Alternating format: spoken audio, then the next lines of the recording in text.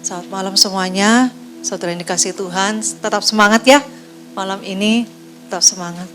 Ya, kita akan, saya akan membawakan firman mengenai membedakan suara yang kita dengar. Ada suara yang kita dengar ya, ini akan saya itu sampaikan dan ini suara ini dalam arti adalah 3 suara yang bisa kita dengar. Kita kan secara manusia dalam sehari-harinya kita ya, kita mendengarkan suara dari suami kita, dari istri ataupun anak gitu kan, kita pasti mendengarkan suara kan, banyak yang kita dengarkan kayak gitu. Ada suara dari orang lain, tetangga gitu, dari tempat di mana kita bekerja. Kita kan butuh komunikasi intinya di situ. Kita butuh suatu komunikasi sehingga kita bisa mengerti apa yang mau disampaikan. Kalau tanpa komunikasi kan kita nggak ngerti kan apa yang mau disampaikan, keinginannya bagaimana. Kita kan tidak tahu kalau tidak ada komunikasi. Nah, kali ini saya akan membawakan firman itu mengenai ada 3 suara yang bisa kita istilahnya bisa kita dengarkan gitu. Lah bisa kita dengar. Lah itu bagaimana cara untuk membedakan suara-suara itu. Itu suara yang bisa kita dengar adalah itu suara dari Roh Kudus, ataukah dari diri sendiri, ataukah dari roh jahat. Untuk bisa kita mengetahui suara dari Tuhan, kita kan butuh penuntun jalan kita kayak gitu. Kalau kita ndak bisa membedakan suara yang kita dengar, bagaimana kita bisa mendapatkan tuntunan itu? Kan kita banyak mendengar ya dari hamba Tuhan ataupun dari kesaksian kayak gitu. Bagaimana suara Tuhan itu sangat penting. Bagaimana suara Tuhan itu bisa merubah hidup kita. Penting sekali suara Tuhan itu. Nah, kita perlu sebelumnya mengetahui suara Tuhan seperti apa, kita perlu tahu dulu nih, membedakannya. Karena kan kita bisa menangkap suara yang kita dengar itu, suara siapakah ini, kayak gitu kan. Apakah ini suara, benar-benar suara diri saya sendiri? Nah, ini yang rancu ya, yang sering kita itu sulit untuk bisa membedakan. Apakah suara diri saya sendiri ataukah itu suara dari Tuhan gitu. Apakah ini keinginan saya ataukah ini keinginan Tuhan? Seperti nggak ada bedanya kayak gitu. Nah itu makanya kita perlu bisa membedakan sebelum kita bisa mengikuti Tuhan ya, dan itu sangat dibutuhkan suara Tuhan itu untuk mengambil suatu keputusan. Kita harus bisa tahu dulu itu apakah suara diri aku sendiri ataukah suara Tuhan, ataukah bahkan itu suara iblis. Karena suara-suara dari roh jahat itu pun bisa masuk. Bahkan bisa mengambil dari ayat-ayat firman. Nah, kita belajar untuk membedakan itu pada malam hari ini. Awalnya dulu kita tahu mengenai konsep mengenai diri kita. Jadi Tuhan menciptakan kita semua itu kan kita semua memiliki hati nurani ya, betul ya? Ya saudara ya, kita pasti semua punya hati nurani. Jadi Tuhan menciptakan manusia itu memiliki hati nurani yang baik. Dasar untuk melakukan sesuatu tindakan kebaikan, semua manusia di dunia ini, orang yang tidak percaya Tuhan Yesus pun melakukan itu. Adalah hati nurani. Dasarnya itu. Aku mau melakukan yang baik nih. Aku mau menolong misalnya. Aku mau melakukan suatu tindakan yang tidak merugikan orang lain. Itu konsepnya kalau orang dunia ini adalah hati nurani. Nah, kita anak-anak Tuhan itu berbeda. Karena kita memiliki yang namanya pribadi, yang namanya Roh Kudus. Itu luar biasanya kita. Itu yang membedakan kita dengan orang-orang dunia. Kita punya Roh Kudus ini. Dan kita yang mengetahui, wah Aku ada Roh Kudus yang bisa menolong aku. Kita nggak sendiri gitu. Kita nggak sendiri.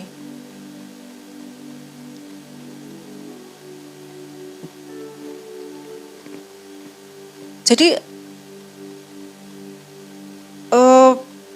beberapa dari yang ada yang dalam arti yang menemui saya itu, saya didoakan, saya ingin mendapatkan pesan Tuhan. Ini menurut Tuhan bagaimana, seperti itu ya. Lah itu kan saya tanya, kamu benar percaya bahwa hanya Tuhan yang bisa memutuskan yang terbaik untuk kamu? Iya, saya percaya. Maka dari itu saya mau mendapatkan perkataan atau marifat kayak gitu.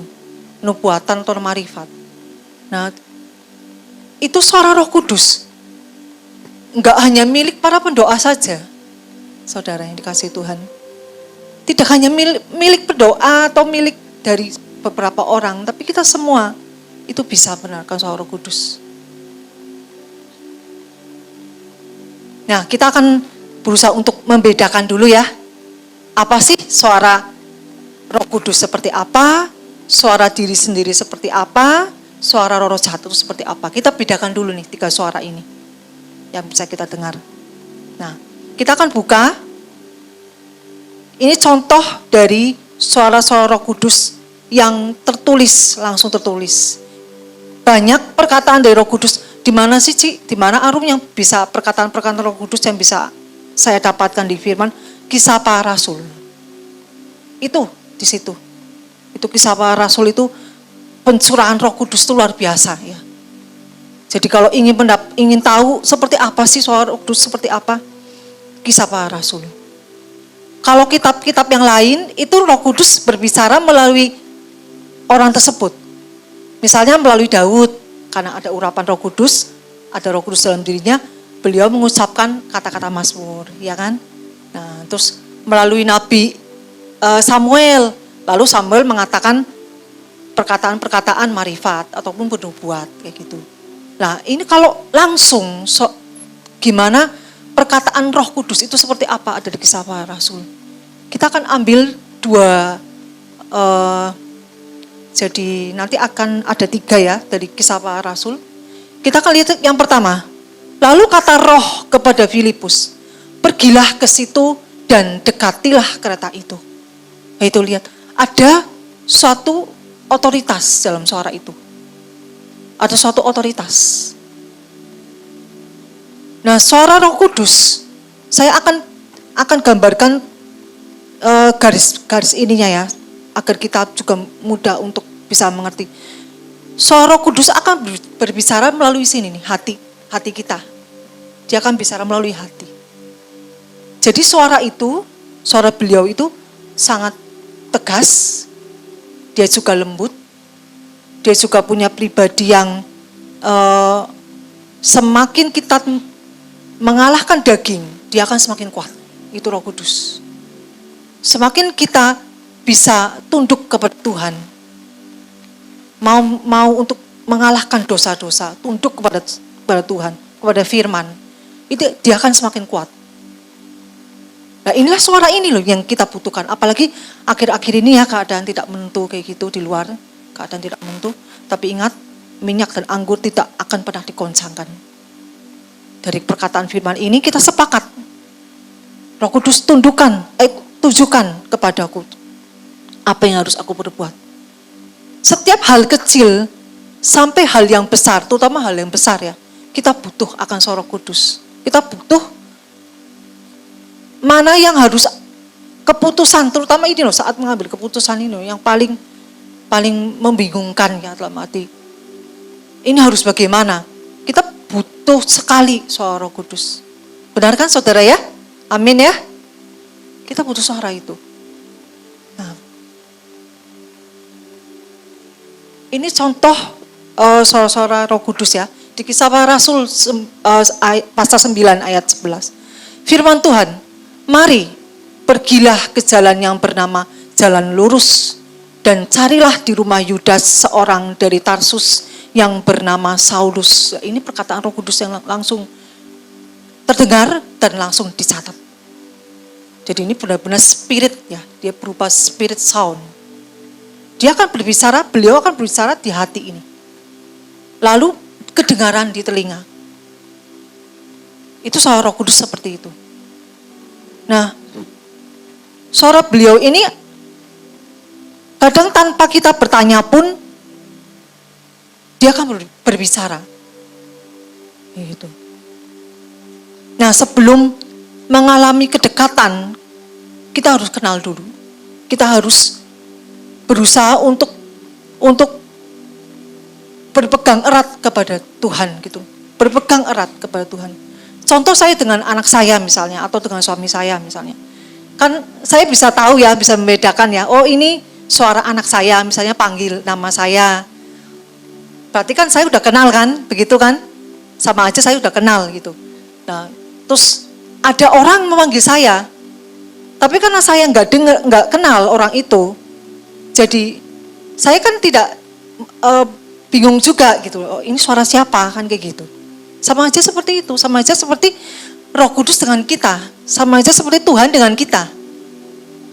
Semakin kita dekat dengan beliau, semakin kita akan mengenal, oh itu suara Roh Kudus. Saya tidak salah. Itu suara Roh Kudus.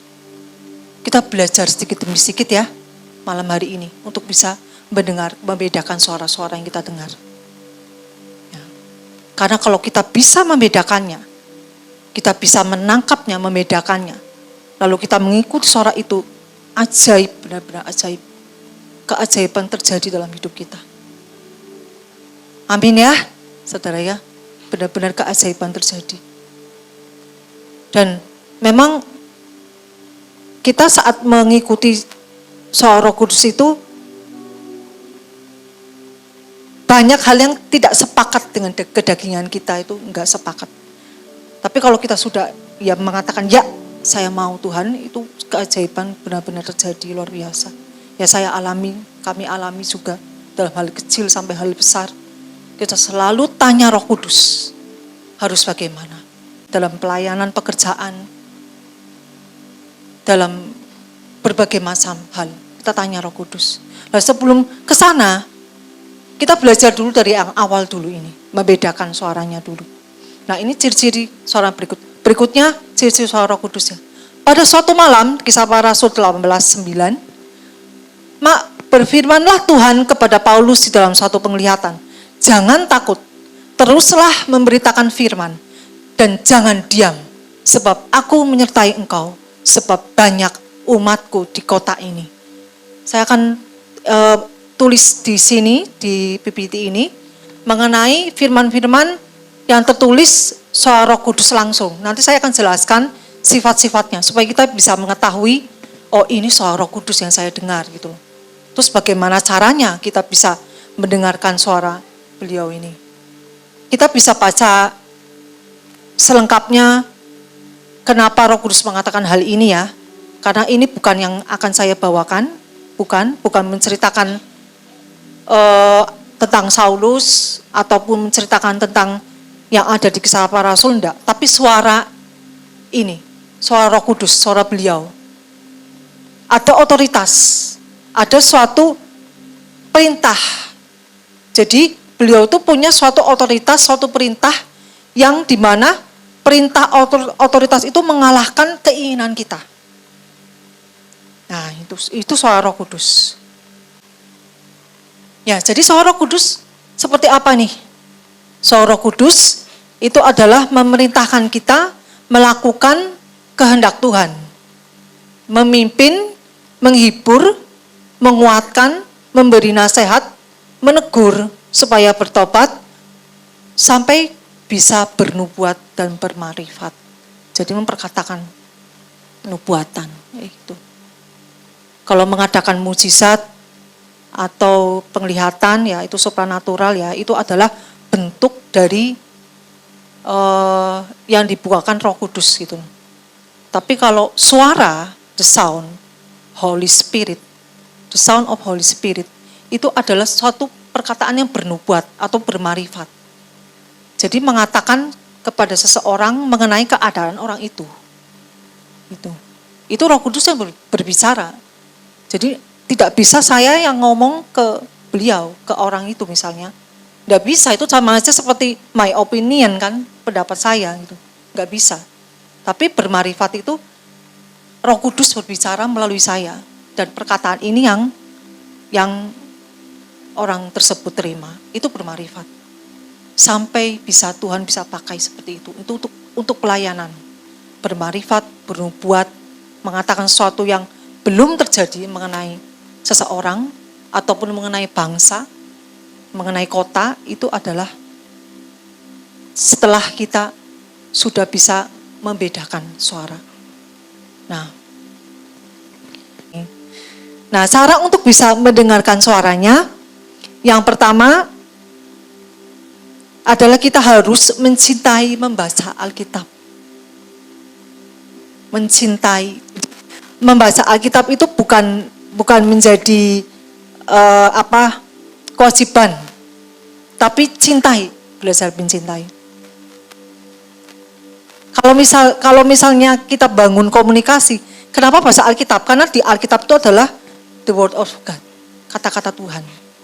Kata Tuhan, Tuhan pakai orang-orang juga dan dibukukan di dalam Alkitab. Jadi harus membaca Alkitab setiap hari. Satu hari tanpa komunikasi dengan orang kan nggak bisa kan kita kan? Kita kan pasti berkomunikasi dong dengan orang kan. Demikian juga firman. Kalau firman kita baca, sama aja kita sedang membangun komunikasi atau berusaha mengenal Tuhan lebih lagi. Seperti itu. Contoh yang sedang kita baca dalam Mezbah keluarga ya. Saya dengan keluarga membacakan sekarang kitab Keluaran ya. Kita sedang baca kitab Keluaran gitu. Itu sepertinya cerita tentang membangun kemah Tuhan, ya kan saudara ya. Itu bagaimana ukuran meja, bagaimana roti sajian ditata, terus Tuhan memilih Harun dan anak-anaknya sebagai imam. Sepertinya hanya seperti itu. Tapi saat kita baca itu, ini kan berbicara akhirnya. Ya melatih ini loh. Saat kita baca firman, seolah-olah seperti ini kan, kita Keluaran membosankan ya, hanya gimana Musa diperintahkan membangun kemah suci, ukurannya, terus juga pentahbisannya bagaimana kayak gitu. Sepertinya hanya seperti itu. Tapi ingat, saat kita sedang baca firman itu, ini kan berbicara. Beliau akan berbicara, mengatakan sesuatu. Pasti ada sesuatu. Ya. Seperti pada hari ini, saya membaca kitab Keluaran 40 ya, dengan anak juga dengan suami itu. Jadi Roh Kudus berbicara, ada ketaatan. Dah, kata-kata itu. Dah hanya cukup itu aja, saudara. Ketaatan, taat. Kata-kata Roh Kudus mengenai ketaatan ini. Ada ketaatan yang dilakukan oleh bangsa Israel dan Musa.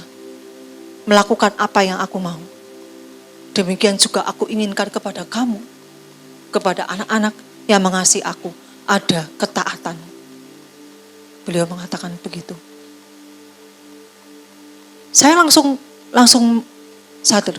Oh berarti kalau membaca firman, pasti Roh Kudus berbicara. Pasti berbicara. Ini misalnya ada yang tanya, ini bagaimana kalau misalnya nggak ada suara, nggak ada apa, baca Alkitab terus pasti berbicara? Nggak mungkin enggak, Tuhan tuh nggak mungkin enggak bersuara. Walaupun itu hanya sedikit kata-kata yang beliau sampaikan. Dan itu sangat merubah.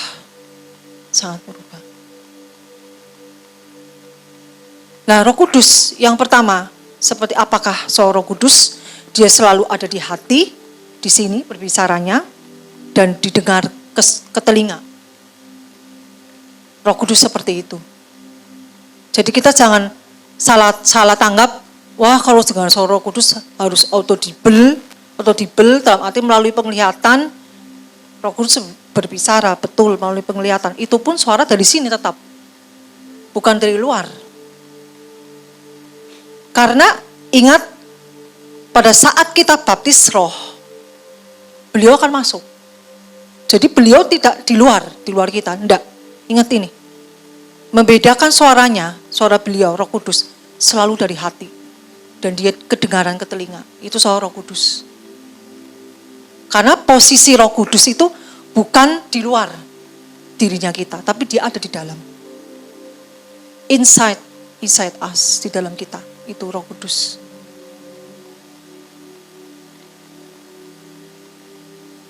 Harus ada baptis roh.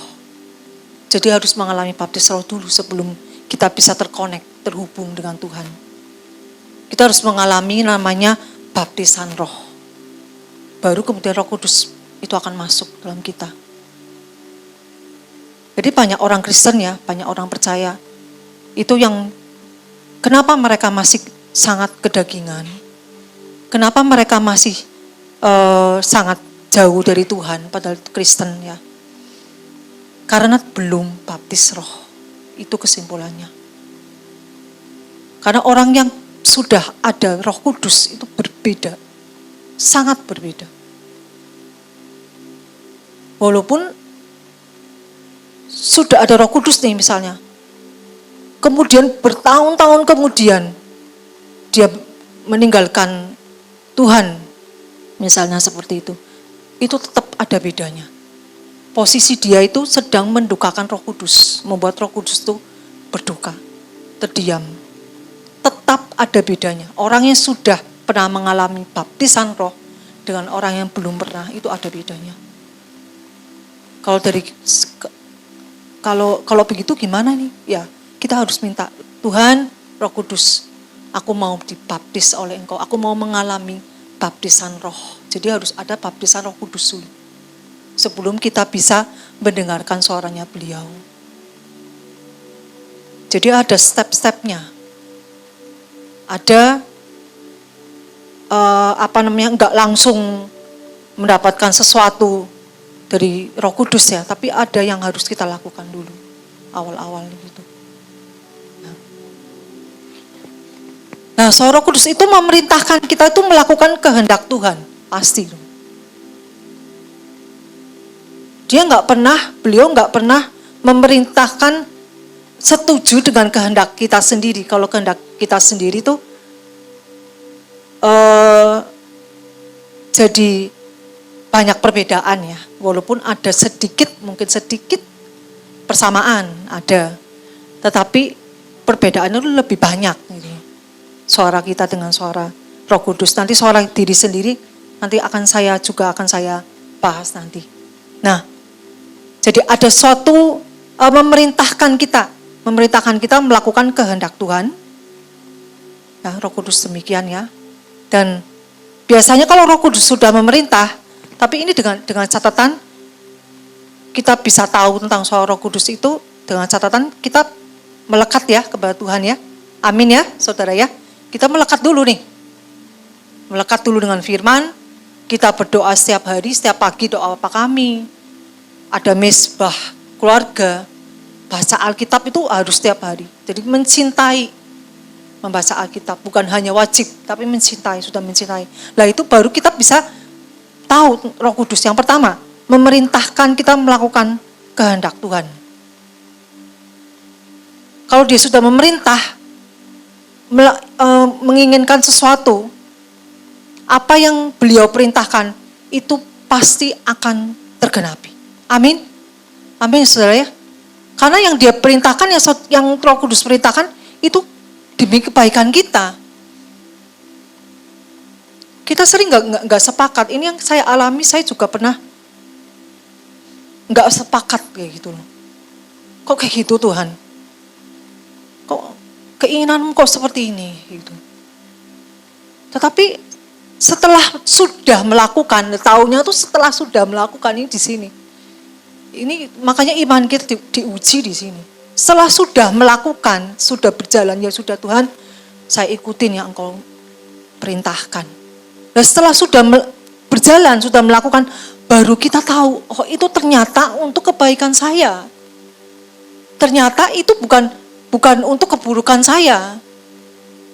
Karena apa yang Roh Kudus inginkan, yang sudah diperintahkan kepada kita untuk kita lakukan, pasti untuk kebaikan kita. Pasti itu. Walaupun saat jalan dengan Roh Kudus, itu enggak enak. Ada perjuangan.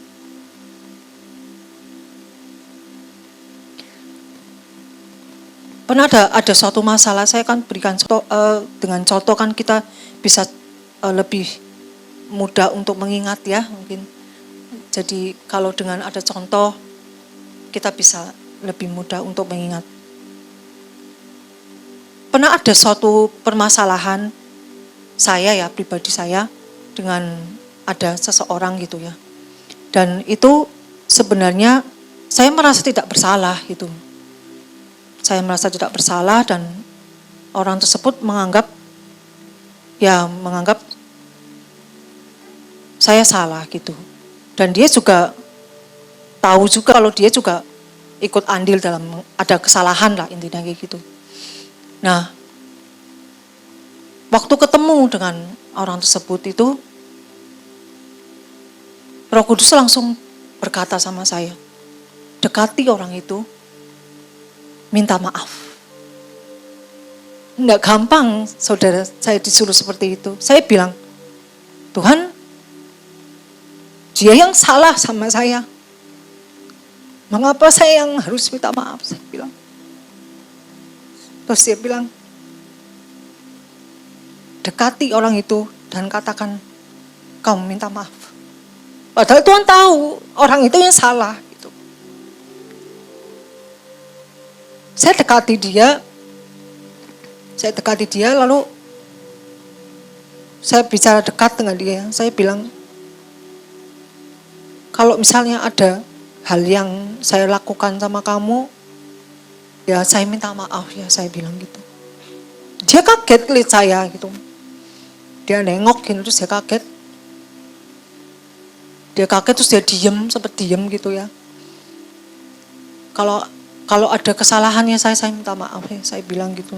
Orang tersebut bilang, oh iya, saya maafin, dia bilang, saya maafin. Jadi dia sempat terdiam, sempat kaget juga gitu. Terus dia mulai berbeda ya, mulai berbeda. Jadi dia ajak saya ngomong gitu. Gitu. Terus juga ada kata-kata yang dalam arti yang tadinya dia sama sekali nggak mau perbincangkan hal itu, lalu dia jadi mau memperbincangkan hal itu gitu. Nah itu, nah setelah pertemuan itu, lalu Tuhan pulihkan keadaan kami. Jadi saya dengan orang tersebut itu sudah baik ya. Jadi setiap kali bertemu juga saya juga merasakan ada damai sejahtera. Dia juga merasakan ada damai sejahtera juga sama. Dan orang yang mendampinginya juga mengatakan demikian. Gitu. Nah, setelah itu Roh Kudus berkata sama saya, kamu akan lihat dampak dari kamu mengampuni orang itu, padahal yang bersalah bukanlah kamu. Aku akan membukakan banyak berkat untuk kamu. Tuhan bilang seperti itu. Kamu akan lihat nanti, dan aku akan tunjukkan berkat itu. Kamu akan mengalaminya. Dan betul loh saudara, saya mengalaminya berkat itu. Berkat gak selalu uang ya. Ada damai sejahtera itu berkat. Ada ketenangan itu berkat. Ada rasa pikiran yang positif, ada rasa sukacita, itu kan berkat juga. Dan Tuhan kasihkan itu, betul. Termasuk berkat keuangan juga Tuhan kasihkan. Setelah saya mengatakan saya minta maaf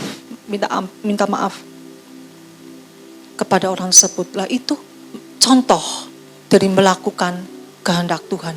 Suatu perintah yang Tuhan katakan, lakukan. Walaupun itu nggak enak gitu loh buat kita. Tapi lakukan itu. Amin ya saudara, lakukan ya kehendak Tuhan. Nah, berikutnya, Roh Kudus apa nih? Roh Kudus itu memimpin. Nah, Roh Kudus selalu memimpin kita di depan. Jadi penerapannya, setiap doa kita minta Tuhan pimpin langkah kami Tuhan. Tuhan hari ini pimpin langkah kami. Makanya sebelum kita buka toko ataupun sebelum kita berangkat kerja, kita selalu berdoa. Saya juga sampaikan kepada orang-orang ya yang dalam arti ada minta didoakan atau pergumulan kayak gitu, masalah ekonomi. Doa setiap pagi sebelum toko dibuka. Sebelum berangkat kerja. Doa setiap pagi sebelum berangkat kuliah ataupun sebelum berangkat sekolah. Doa. Tuhan pimpin aku Tuhan hari ini. Doanya gimana nih sih? Doanya Tuhan pimpin aku hari ini. Pimpin aku Tuhan supaya apa yang aku lakukan hari ini itu Tuhan Engkau buat berhasil. Tuhan Engkau buat berhasil di dalam nama Yesus. Nah, itu pentingnya untuk berdoa setiap pagi. Ya. Nah, lalu selain memimpin, Roh Kudus itu menghibur. Menghibur dikala kita itu punya masalah. Menghibur dikala itu kita itu sedang bersedih. Menghibur saat kita itu sedang disakiti sama orang. Sedang dizolimi istilahnya gitu. Jadi Roh Kudus itu dia selalu menghibur. Beliau selalu menguatkan. Itu Roh Kudus. Makanya kita berusaha untuk mendengarkan suara beliau. Luar biasa sekali. Suara Roh Kudus itu. Amin ya. Nah beliau apalagi nih? Memberi nasihat. Ada nasihat yang beliau sampaikan kepada kita.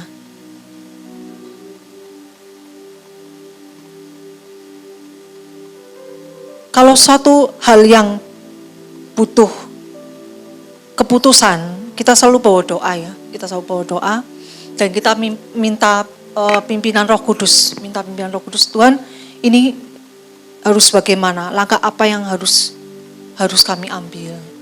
Gitu. Lalu saat bisa berkata pada saat pujian, memuji Tuhan, pada saat berdoa, itu bisa dijawab. Beliau bisa menjawab.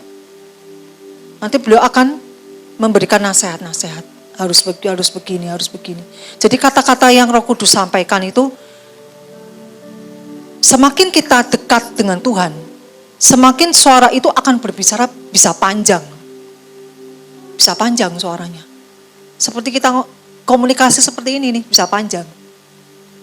Jadi kadang Roh Kudus berbicara satu patah kata, kadang berbicara 2 kalimat, tapi bisa juga panjang. Panjang. Saya kalau ingin semakin dekat, apalagi dalam suatu permasalahan pergumulan ya, ingin lebih mengasah, ingin lebih tahu, minta peneguhan itu, kan butuh waktu ya untuk bisa mendengarkan suara Roh Kudus. Itu enggak bisa kita itu waktu kita habis untuk pekerjaan aktivitas, enggak bisa. Kita harus luangkan waktu untuk diam. Nah ini mengapa Tuhan menyukai Maria. Mengapa beliau suka dengan Maria? Karena Maria ada meluangkan waktu untuk terdiam. Diam di bawah kakinya. Kayak saya, contoh nih. Misalnya anak saya pengen ngomong sama saya. Pasti kan butuh waktu kan? Butuh waktu di mana saya, ya mau mah, dia panggil misalnya. Iya Vi, kan namanya Fiona. Iya Vi. Terus kan pasti butuh waktu untuk saya mendengarkan begitu. Saya akan hentikan pekerjaan saya, lalu saya dengarkan. Kalau kalau duduk-duduk atau sambil berdiri, lalu kan bicara. Begitu kan? Bicara, lalu saya mendengarkan. Nah, seperti itu kan. Nah, Tuhan juga iya sama. Kalau kita banyak aktivitas, waktu kita habis untuk kesibukan, ya gimana Roh Kudus bisa bicara, saudara? Saudara dikasih Tuhan. Karena Tuhan sebenarnya menginginkan dan mau semua anak-anaknya bisa mendengarkan suara Roh Kudus. Itu gak cuma bicara sekali kepada saya. Berkali-kali. Betapa aku rindu anak-anakku mendengarkan suaraku. Berkali-kali Tuhan mengatakan itu. Tapi karena kesibukan mereka, karena kedagingan mereka yang kuat, aku tidak berbicara, tidak bisa berbicara. Coba bayangkan, saking sibuknya, coba bayangkan, jangan sampai seperti ini ya, saudara ya. Jadi saking sibuknya, saking waktunya habis untuk aktivitas, nggak ada waktu untuk mendengarkan suara Tuhan, nggak ada waktu untuk mengasah untuk mendengarkan suara Tuhan, nggak ada waktu untuk baca Alkitab. Padahal itu adalah the word of God, perkataan Tuhan. Sedih kalau saya mendengarkan Tuhan berbicara seperti itu, saya sedih terus terang.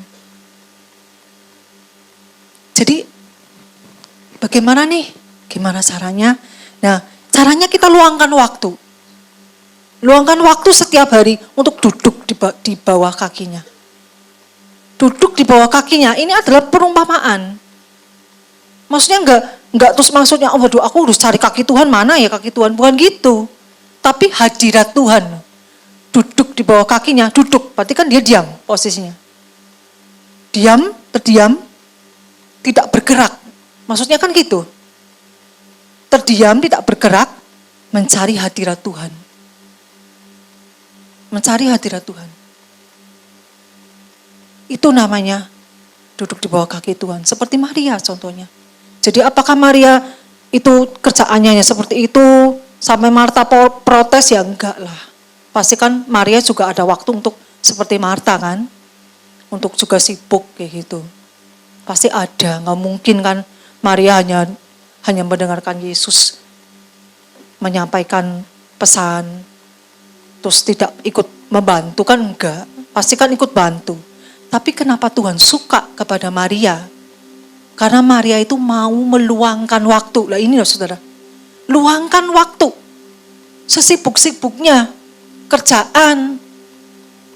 Sekolah, kuliah. Tetap ada waktu.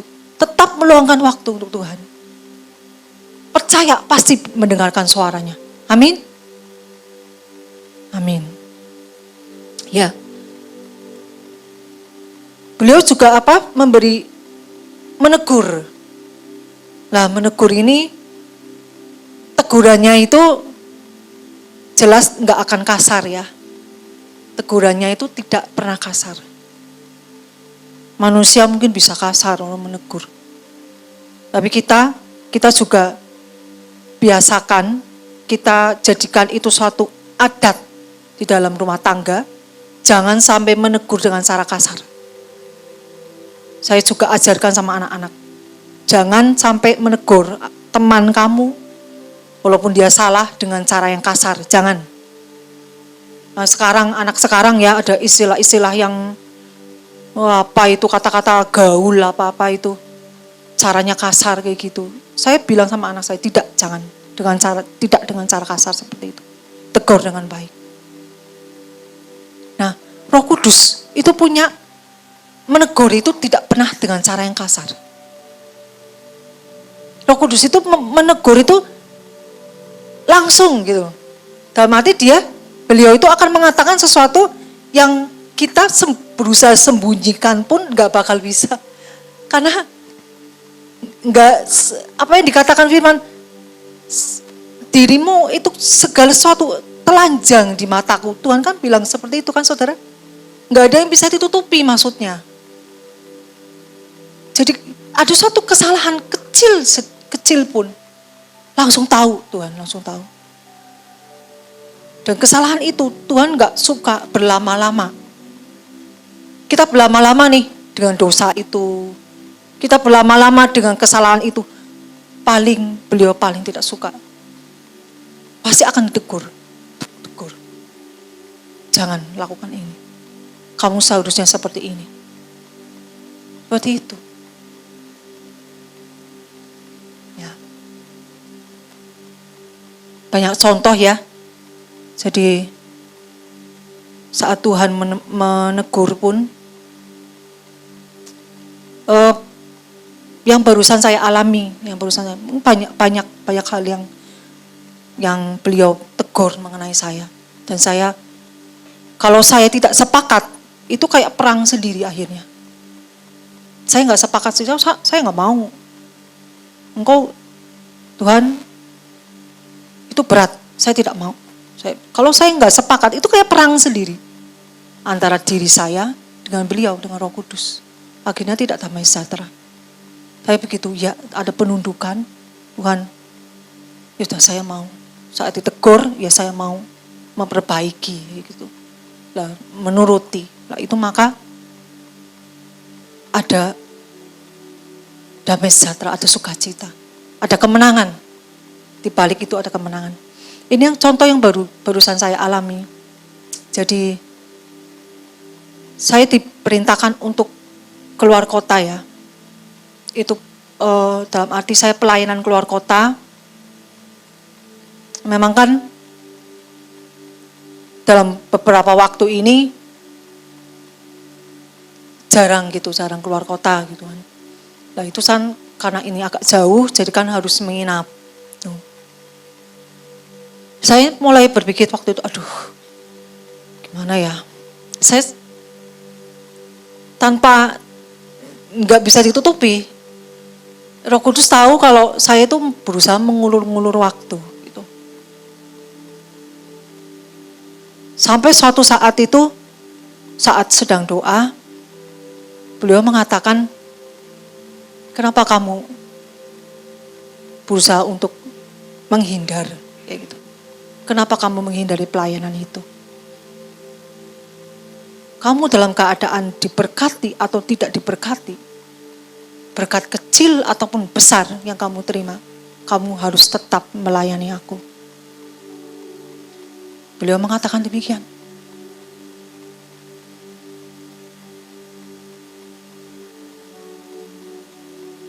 Jadi beliau tahu saya memang menghindar, berusaha mengulur waktu ya, bukan menghindar. Nah karena saat itu memang saya harus tinggalkan aktivitas di rumah. Kalau pelayanan keluar kota itu kan nggak bisa sehari, bisa berhari-hari. Nah itu akhirnya beliau mengatakan berangkat sekarang, jangan kamu tunda lagi. Itu kata-kata ini yang saya dengarkan. Itu adalah kata-kata yang penuh otoritas. Menegur saya. Tidak boleh masuk di dalam kenyamanan. Beliau mengatakan seperti itu. Berangkat sekarang. Katakan sama keluarga itu. Sama mereka. Kamu mau melayani mereka. Aku mengasihi mereka. Dan aku mau ada pemulihan atas keluarga itu. Beliau mengatakan seperti itu. Lalu saya sepakat ya Tuhan, saya enggak mengulur waktu lagi. Lalu saya minta izin sama suami, saya bilang juga sama anak-anak ya, saya mau keluar kota gitu kan beberapa hari. Nah itu contoh dari teguran. Nggak enak, memang nggak enak. Dan setelah saya menegur seperti itu memang. Tapi saat kita, ya Tuhan, aku mau sepakat dengan Engkau Tuhan, aku mau melakukan yang Engkau perintahkan. Itu apa yang terjadi di kota tersebut saat saya pelayanan, itu luar biasa. Luar biasa, saudara. Jadi ternyata tuh Tuhan sangat mengasihi mereka. Gitu. Jadi mereka itu bisa mendapatkan pesan-pesan Tuhan, yang saya juga nggak sangka, saya juga tidak dapatkan itu waktu saya doa di rumah itu. Dan itu sangat merubah mereka. Saya juga dengar dari ada telepon ya, dalam arti tidak langsung saya lepaskan begitu saja kan, pasti ada komunikasi gitu dengan keluarga. Nah, puji Tuhan itu memang berdampak sekali. Jadi ada tindakan yang mereka lakukan. Nah, itu contoh dari teguran dari Roh Kudus tadi. Jadi saat menegur, kita jangan mengeraskan hati. Jangan kita mengeraskan hati. Enggak lah. Misalnya menegur, kenapa kamu tidak beribadah misalnya? Kenapa kamu melakukan yang jahat seperti itu? Misalnya kepada orang. Saat beliau menegur seperti itu, jangan kita mengeraskan hati. Jangan kita menganggap diri kita yang benar. Ingat, kalau Roh Kudus sudah bicara, pasti beliau yang benar, bukan kita. Bukan kita. Amin ya, saudara ya.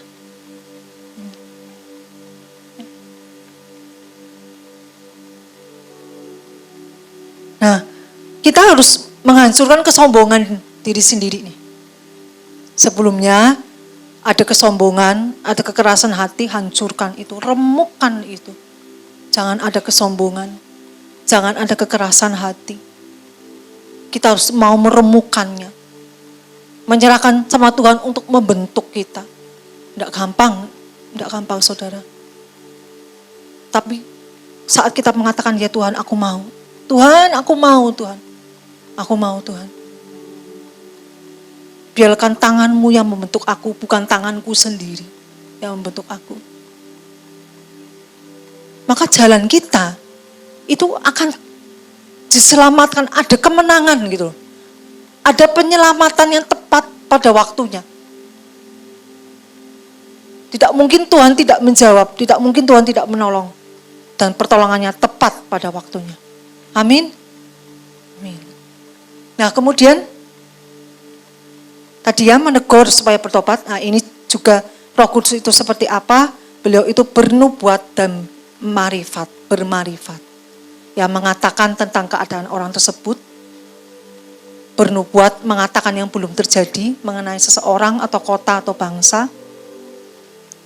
Sampai suara Roh Kudus itu memperkatakan atau membukakan dalam supranatural penglihatan, bisa melalui mimpi, bisa melalui penglihatan langsung, dan beliau akan bersuara. Dan suara itu ada di sini, di hati. Dan dia muncul ke telinga. Tidak pernah di luar. Ingat, suara Roh Kudus tidak pernah berasal dari luar. Nah, ataupun gini, suara Roh Kudus, kita ingin sesuatu nih. Lalu suara itu kan, ya boleh, kamu boleh seperti ini, boleh. Itu sudah pasti bukan dari Roh Kudus. Karena suara Roh Kudus, suara beliau tidak sepakat dengan kedagingan. Tidak sepakat dengan kepentingan diri sendiri. Tidak sepakat itu. Nah, apa yang Tuhan Roh Kudus itu sepakat dengan kita nih, apa? Ya pemulihan, kesembuhan itu sepakat. Tuhan mau adanya pemulihan, adanya kesembuhan, pemulihan ekonomi, pemulihan rumah tangga, terus juga dalam hal sekolah, dalam hal kuliah, kayak gitu. Bersekolah dengan yang baik, dapatkan nilai yang baik misalnya, ya itu pasti Roh Kudus sepakat. Cuma cara untuk mendapatkannya, nah itu. Proses untuk mendapatkan pemulihan ini yang kedagingan kita tidak sepakat. Sering gak sepakat. Nah kita minta akan suara Roh Kudus ini. Untuk bisa menuntun kita. Ya. Amin ya. Nah berikutnya, kita akan tahu seperti apakah, kita akan belajar ya. Apa itu suara diri sendiri? Ya, sampai di sini suara Roh Kudus paham ya? Semua? Jelas ya? Amin. Amin. Kita bedakan dulu sebelum nanti kita bisa ikuti suara beliau, suara yang benar yaitu Roh Kudus. Nah, ada yang kedua suara yang kita dengarkan yaitu suara diri sendiri. Apa ada di firman suara diri sendiri? Apa ada ditulis? Ada di Amsal 19 ayat 21. Banyaklah rancangan di hati manusia, tetapi keputusan Tuhanlah yang terlaksana. Nah, ini kan rancangan di hati manusia, rancangan itu kan berarti kan keinginan-keinginan kita. Apa yang kita inginkan itu rancangan. Itu adalah suara diri sendiri. Tetapi keputusan Tuhanlah yang terlaksana. Nah, ini dari BIMK, Bahasa Indonesia Masa Kini, Amsal 20 ayat 27. Hati manusia merupakan terang dari Tuhan yang menyoroti seluruh batin. Itu. Jadi kita punya yang namanya hati nurani dari awal. Yang diberikan Tuhan sama kita. Hati nurani. Ini kita bicara tanpa, misalnya nih, tanpa Roh Kudus, tuntunannya kita tuh apa sih? Kalau tanpa Roh Kudus, Arum, hati nurani, tuntunannya kita. Nah, tapi kalau ada Roh Kudus, tuntunan kita adalah Roh Kudus. Hati nurani kita akan ditundukkan sama Roh Kudus. Bersatu sepakat gitu dengan Roh Kudus.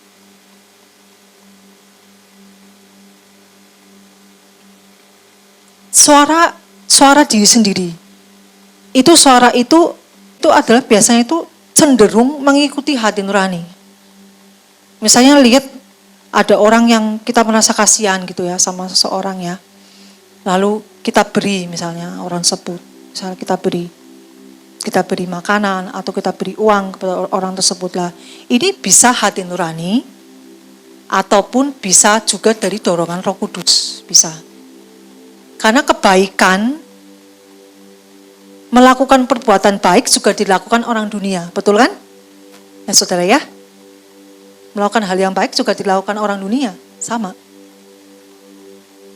Jadi suara diri sendiri itu adalah suara yang berasal dari hati nurani. Nah, lalu lebih mengutamakan daging daripada keinginan diri sendiri. Jadi suara ini semakin kita dekat dengan Tuhan, semakin kita cintai baca Alkitab, terus baca Alkitab, kita cintai doa, terus lakukan itu, kita bisa membedakan loh suara ini. Apakah ini aku yang bersuara ataukah ini Roh Kudus yang bersuara? Kita bisa bedakan itu nanti. Nah, dia itu lebih mengutamakan keinginan daging atau keinginan diri sendiri. Itu akan suara dari diri sendiri.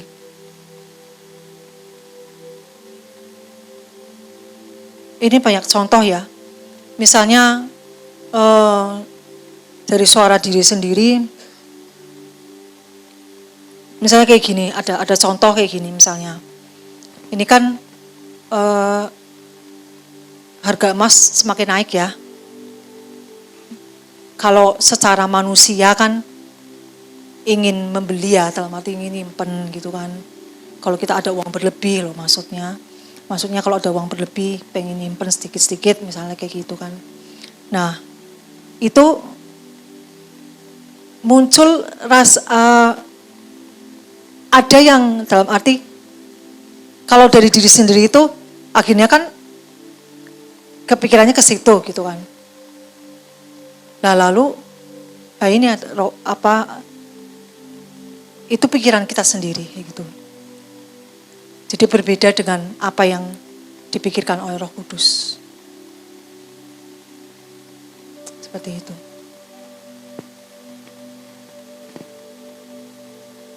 Nah, lalu kalau pikiran kita sendiri, wah ini pasti harga akan naik terus nih. Emas akan naik terus. Aku akan beli banyak, aku akan mengumpulkan banyak, pasti kan nggak rugi kayak gitu kan. Kalau itu pikiran diri sendiri, contoh gitu. Cuma kalau Roh Kudus kan tidak seperti itu. Dia akan memerintahkan sesuatu yang sifatnya itu tidak untuk kepentingan duniawi kita, tetapi membawa berkat. Amin. Membawa berkat. Itu suara Tuhan. Dia akan membawa berkat. Ya. Lalu suara diri sendiri itu adalah mempercayai yang logis, mengandalkan atau berpegang kepada yang kelihatan atau kenyataan. Jadi percaya akan sesuatu yang logis, yang masuk akal, itu juga mengandalkan atau berpegang pada yang kelihatan atau kenyataan. Itu dari diri sendiri.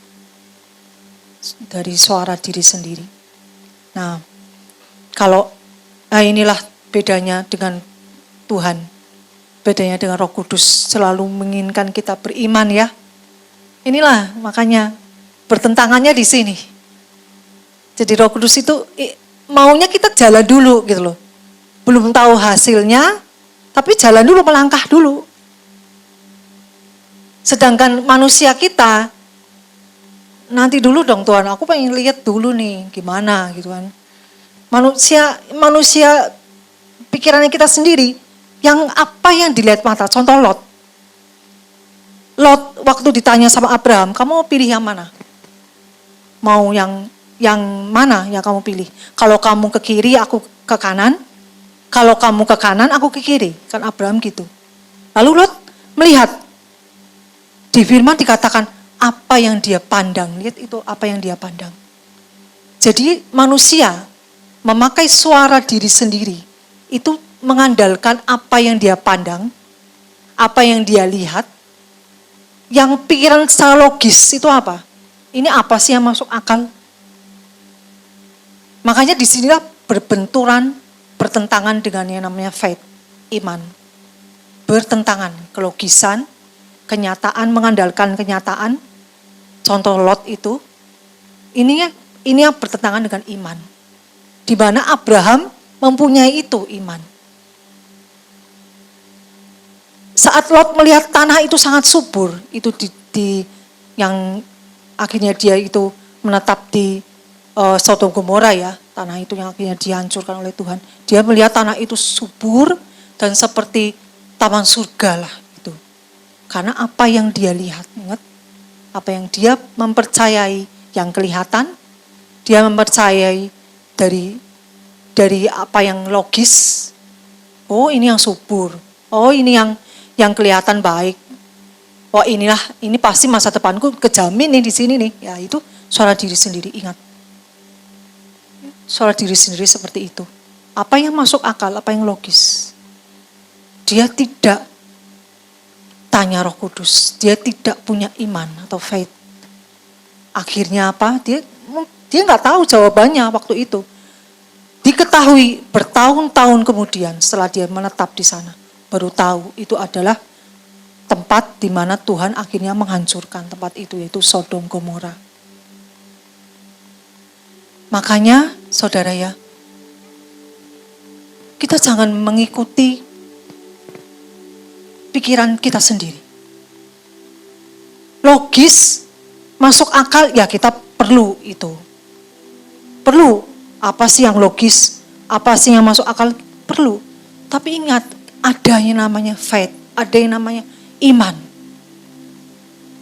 Posisinya harus lebih besar daripada pikiran kita sendiri.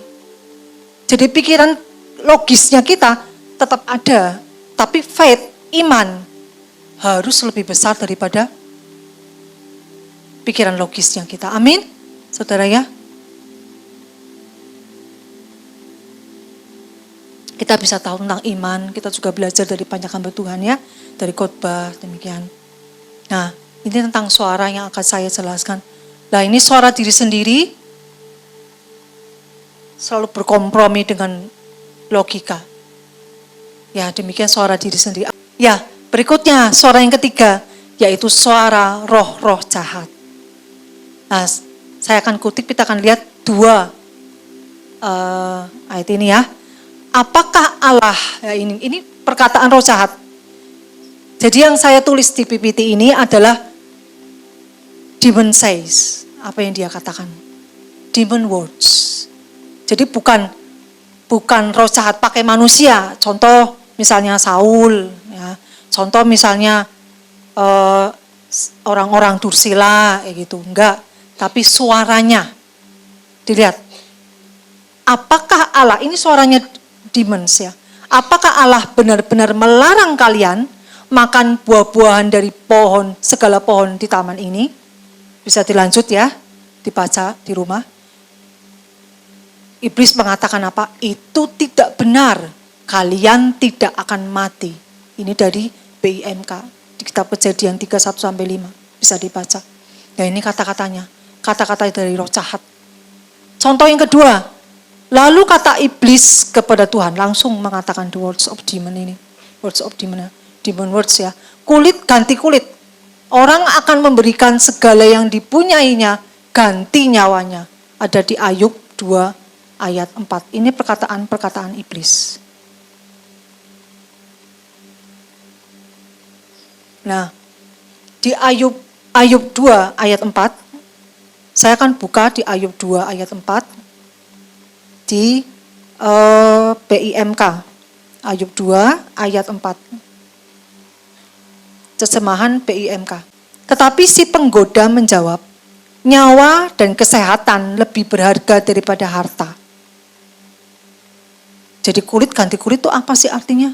Ya ini, nyawa dan kesehatan lebih berharga daripada harta. Manusia rela mengorbankan segala miliknya asal ia dapat hidup. Seandainya tubuhnya kau sakiti, pasti ia akan langsung mengutuki engkau. Nah, itu, iblis langsung mengatakan itu. Nah ini kita bisa kenali suaranya seperti apa. Dari terjemahan BIMK ini. Ya. Jadi suara iblis, roh jahat ya, itu dia akan berbicara melalui pikiran. Mind, pikiran. Jadi suara itu bukan berasal dari dalam. Ingat ini. Suara itu bukan berasal dari dalam hati. Tidak. Iblis tidak bisa masuk ke hati manusia, enggak bisa. Iblis gak tahu hatinya manusia itu seperti apa. Ini bicara mengenai secara normal ya, beda dengan kasus orang kerasukan itu. Kalau kasus orang kerasukan kan diambil alih kan semuanya. Dan dia jadi orang yang berbeda, itu orang kerasukan. Nah ini secara normal itu iblis gak akan bicara di hati. Suaranya gak akan kita dengarkan di dalam dirinya kita dalam hati, tapi dia akan ada di luar. Jadi roh jahat ini adalah roh yang spirit yang tidak terlihat dan mereka bisa berjumlah banyak dan mereka itu akan berada di luar tubuhnya kita dan mereka akan berbicara mempengaruhi pikiran. Ingat, mempengaruhi pikiran, tapi nggak bisa mempengaruhi hati, nggak bisa mempengaruhi hatinya kita, nggak bisa. Mempengaruhinya pikiran dan dia akan berusaha untuk mempengaruhi kita, menjadikan seolah-olah itu masuk akal, menjadikan seolah-olah hal itu adalah hal yang benar. Dia adalah bapa segala pendusta, dia adalah pembunuh pembinasa kan, dia akan berusaha apapun caranya untuk menghancurkan kita. Nah, ya selanjutnya. Ya, seorang roh jahat. Mereka selalu melawan Tuhan. Kalau kita dekat dengan firman, kita baca Alkitab, kita jadi mengerti. Oh, ini suara roh jahat ini. Ini bukan suara Tuhan ini. Karena perkataannya melawan yang ada di firman. Ya kan? Nah, itu pentingnya baca Alkitab. Kalau kita baca Alkitab, kita bisa tahu. Kita bisa tahu, oh ini bukan suara Tuhan. Kamu yang berbicara bukan dari Tuhan, kamu bahkan bukan dari diriku sendiri. Ingat, dia akan berusaha seolah-olah itu suara kita loh. Padahal sebenarnya bukan. Itu suaranya roh jahat, demons. Saat kita tidak baca Alkitab, kita jauh dari hadirat Tuhan. Kita nggak pernah mengerti perkataan Tuhan. Sangat mudah, saudara, ini saya katakan sangat mudah iblis berbicara. Akhirnya kita akan melangkah dituntun oleh semua yang logis, semua yang kita anggap itu adalah yang benar, tanpa kita sadari sudah ditumpangi oleh iblis ini. Tanpa kita sadar. Ini yang berbahaya. Karena roh jahat itu tidak bekerja hanya dengan cara supranatural. Kayak gitu. Dengan cara supranatural kayak gitu. Atau menunjukkan dirinya bahkan. Enggak selalu seperti itu. Tapi dia akan berusaha, roh jahat ini akan berusaha. Seolah-olah itu logis atau masuk akal. Ini yang bahaya, kita harus waspadai. Caranya bagaimana? Mendekat dengan Tuhan. Karena roh jahat ada di sana. Kita jangan di sini. Kita di sini, karena kalau kita di sini, misalnya nih, ini diri sendiri. Ini Tuhan, ini Roh Kudus. Di sana roh jahat. Kalau kita diri sendiri, kita gak akan kuat karena kita sendirian. Tapi kalau kita ke sini, jalan ke sini, ada diri saya sendiri, ada Roh Kudus. Ada diri kita, ada Roh Kudus. Amin ya? Amin. Nah, soal roh jahat itu adalah juga dia menyerang melalui pikiran. Mereka berusaha menipu, menuduh, mempengaruhi pikiran kita supaya kita bertindak jahat dan berbuat dosa. Contoh seperti itu. Contoh yang mengenai kemarahan terhadap orang, misalnya orang ini udah nipu aku. Jahat sekali orang ini. Yang namanya penipu itu kan awalnya kelihatannya baik. Penipu kan seperti itu. Kan nggak mungkin dia kelihatan penipu lalu kita ditipu, kan enggak kan? Kelihatannya kan baik penipu itu. Makanya orang yang ditipu itu pasti akan merasakan sakit hati, pasti. Oh ya, kaulu ya gitu kan, kalau bahasa sini tega gitu loh kok orang gitu ya. Nah itu, ini Roh Kudus yang nanti dia akan pengaruhi. Ini bukan Roh Kudus, maaf. Maksudnya roh jahat itu nanti akan berbicara gitu. Tuh lihat tuh orang seperti ini kayak gini, jahat sekali sama kamu lah, ini suara-suara itu. Dia akan berusaha mempengaruhi pikiran kita, yang akhirnya membuat kita tuh sepakat dengan mereka. Itu keinginan roh jahat. Makanya kita tangkal itu, kita tangkis perkataan-perkataan mereka dengan memperkatakan firman. Amin. Amin ya. Dengan memperkatakan firman, dengan otoritas yang ada di mulut kita. Dalam nama Yesus, aku usir engkau iblis, kau tidak bisa mempengaruhi aku. Di dalam nama Yesus.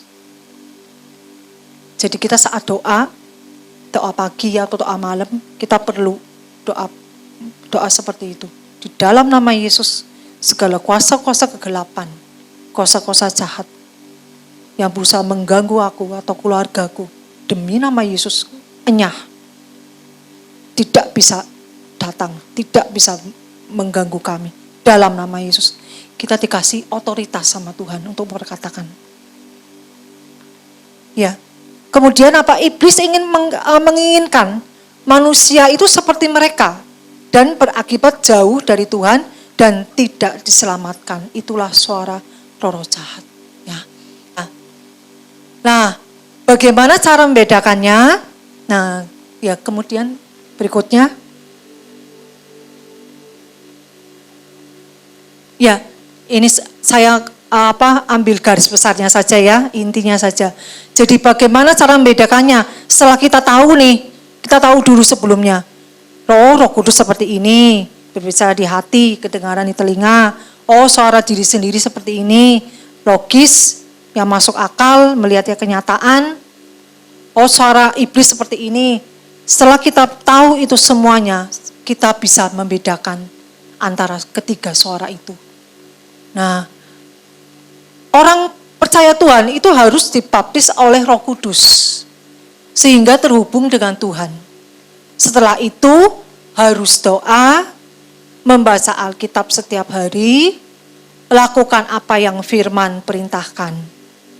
Hal ini membuat kita semakin peka dan dekat dengan Tuhan. Bertekun lakukan, maka kita bisa mengenal suara-suara yang kita dengar. Amin, saudara? Amin. Ya, demikian firman Tuhan malam ini. Ya, kita tutup.